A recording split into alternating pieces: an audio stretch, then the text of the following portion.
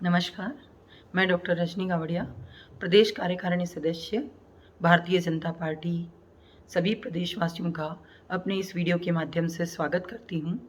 आशा करती हूँ आप सभी अपने परिवार के साथ होंगे और स्वस्थ होंगे। चूँकि मैं एक डॉक्टर हूँ, इसलिए कोरोना की इस महामारी के बारे में मैं कुछ जानकारियाँ आपके साथ शेयर करना चाहूँगी। अभी भी हमको 14 महीने हो गए हैं इस महामारी को आए हुए, लेकिन अभी भी कुछ लोग ऐसे हैं जो इसको बहुत हल्के में लेते हैं। उनको लगता है कि कोरोना पर तो राजनीति हो रही है, ये कोई बीमारी है ही नहीं, सरकारों ने इसको फालतू में इतना बवंडर फैला रखा है। लेकिन और कुछ लोगों को ये गलतफहमी है कि साल भर हमको कोरोना नहीं हुआ तो हम तो अजर अमर हैं। तो ये सब बातें अपने मन से निकाल लीजिए, और कोई गलतफहमी हो तो किसी भी डिस्ट्रिक्ट हॉस्पिटल का जो गवर्नमेंट हॉस्पिटल है या फिर कोई भी सीएससी है, वहाँ के हॉस्पिटल में आप 4 घंटे इमरजेंसी में रुक कर देख लीजिए क्या हाल है। हर घंटे 2 घंटे से अच्छे स्ट्रॉन्ग पर्सनैलिटी वाले यंग लोग सांस हाँफते हुए भर्ती हो रहे हैं, कोरोना पॉजिटिव आ रहे हैं और मृत्यु भी उनकी हो रही है। इतनी इमरजेंसीज़ हैं कि हमारा मेडिकल सिस्टम कोलैप्स हो चुका है, ऑक्सीजन की कमी है, दवाई इसके लिए कुछ अभी तक ऐसी प्रूवन रेमेडी कोई आई नहीं है। तो बचाव ही इसका एकमात्र उपाय है। Prevention is better than cure.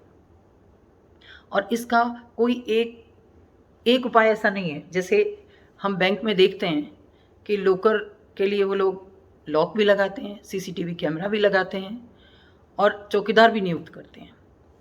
तो इसी तरीके से कोरोना से बचाव के लिए भी हमको मल्टी लेयर सेफ्टी को लेते हुए चलना होगा।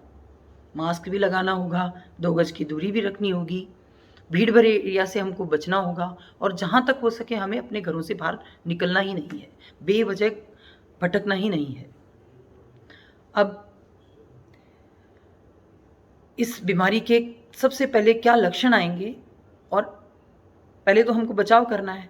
अब ये किसी भी तरीके से आ भी गया तो क्या लक्षण होंगे इसके, और उसके बाद में हमको क्या क्या सावधानियां बरतनी होंगी। लक्षणों में हम इसमें 6 तरीके के लक्षण अभी जो म्यूटेंट वायरस आ रहा है इसमें पाए जा रहे हैं। फीवर सबसे कॉमन है, सॉर थ्रोट, गले में खिचखिच, खराश, बहुत सीवियर हेडेक, बहुत सीवियर बॉडी एक, किसी किसी में वॉमिटिंग भी हो रही है और किसी किसी पेशेंट में रिपीटेड डायरिया की प्रॉब्लम भी आ रही है, और लास्ट में सांस लेने में तकलीफ।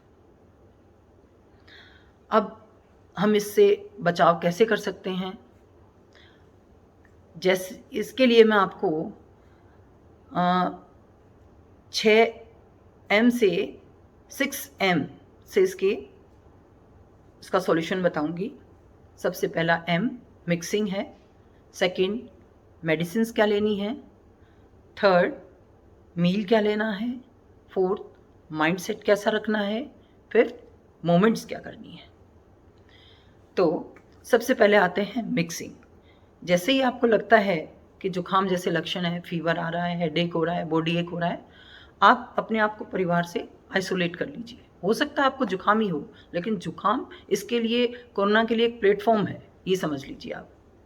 तो आप अपने आप को परिवार से अलग कर लीजिए, अलग कमरे में बंद हो जाइए, जिसका गेट घर से दरवाज़ा बाहर खुलता हो।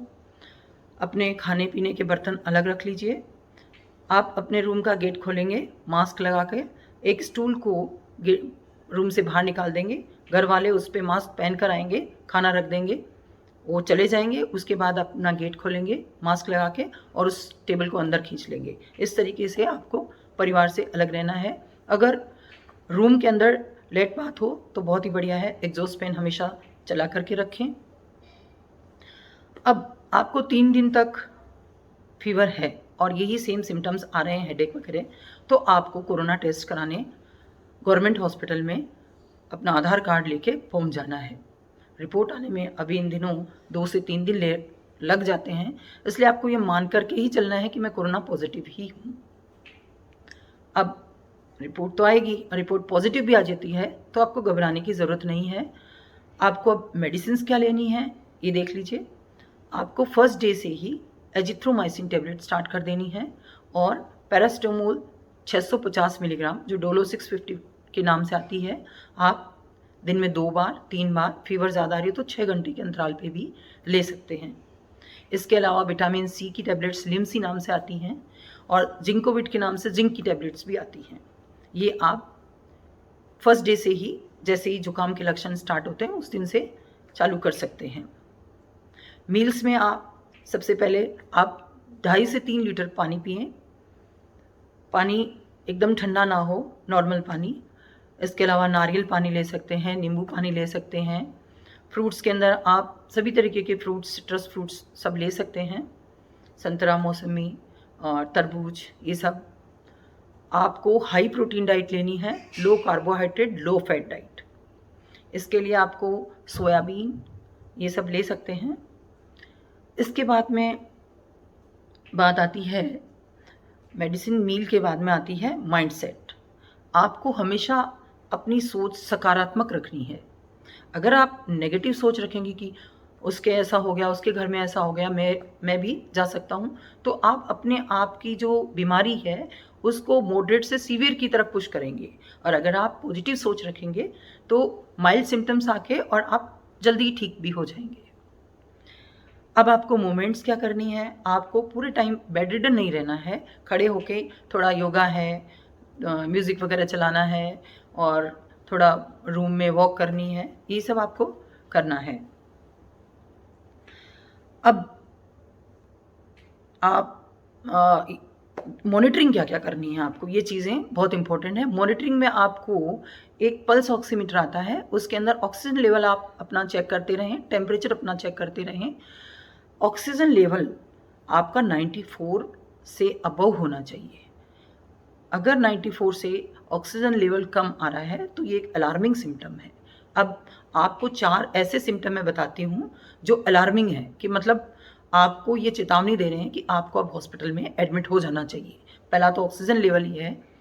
अगर 94 से सैचुरेशन कम आने लग गया है, आपका फीवर उतर नहीं रहा है, टैबलेट लेने के बाद भी आपको फीवर कंटिन्यू चल रहा है, हेडेक बहुत ज़्यादा है, आपको डायरिया बहुत ज़्यादा है और माइंड का कॉन्शियस लेवल धीरे धीरे ड्राउजीनेस में बदलता जा रहा है, आप थोड़े थोड़े ऐसे बेहोशी किसी हालत में हो रहे हैं, तो आपको तुरंत हॉस्पिटलाइज होना है। और अंत में गुलजार साहब की कविता की कुछ पंक्तियाँ मैं आपके साथ शेयर करना चाहूँगी और चाहूँगी कि सभी प्रदेशवासी उनको पूरी तरीके से आत्मसात करके रखें।